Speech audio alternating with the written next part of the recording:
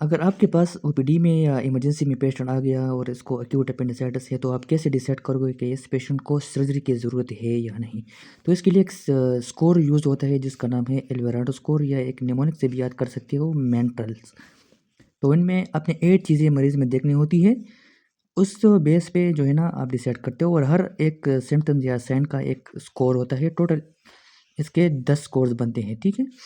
तो 3 आपने इसमें सिम्पटम देखने होते हैं, 3 जो है ना आपने साइंस देखने होते हैं, और 2 आपने लेबोरेटरी रिपोर्ट देखने होते हैं, ठीक है? अगर सिम्पटम्स में अगर पेशेंट को माइग्रेटरी आरआईएफ पेन है, मतलब अपेंडिक्स में इस तरह होते हैं कि पहले जो है ना प्री अम्बिलिकल पेन होता है, फिर वो माइग्रेट होके राइट इलियक फोसा की तरफ आते हैं, तो डेट्स माइग्रेटरी पेन। अगर पेशेंट को ये है तो आपने इसको स्कोर करना है 1। अगर पेशेंट को एनोरेक्सिया है, तो अपेंडिक्स में अपेंडिसाइटिस में एनोरेक्सिया होता है, it's very important, it's very constant in such patients, तो इसका भी एक स्कोर है 1। अगर पेशेंट को नाजिया है और वोमिटिंग, तो पेशेंट को अपेंडिक्स में नाजिया अपेंडिसाइटिस में नाजिया होता है और वोमिटिंग इसको 1 या 2 एपिसोड्स पेशेंट्स को आते हैं, तो इसका भी स्कोर है 1। अगर पेशेंट साइंस में जो है ना आपने टेंडरनेस देखना होता है। अगर पेशेंट को मैकबर्नी पॉइंट पे या आरआईएफ में या राइट इलियक फोसा पे आप जैसे ही उसको पल्पेट करते हो और पेशेंट को पेन होता है पल्पेशन की वजह से, तो इसका स्कोर 2 है।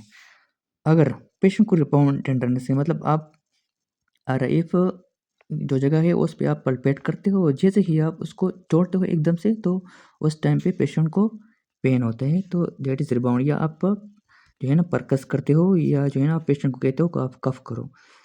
अगर कफ की वजह से भी होता है पेन इस जगह पे, तो इसका स्कोर होगा 1।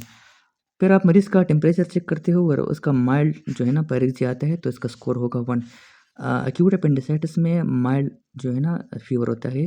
अगर फ़ीवर ज़्यादा आ रहा है, तो फिर आप किसी और डायग्नोसिस की तरफ जा सकते हो। एक्यूट अपेंडिसाइटिस में जो है ना सीवियर फ़ीवर नहीं होता। फिर इसके बाद आपने पेशेंट का सीबीसी ऑर्डर किया, कंप्लीट ब्लड काउंट, और उसमें आपने टीएलसी देखा, ल्यूकोसाइटोसिस।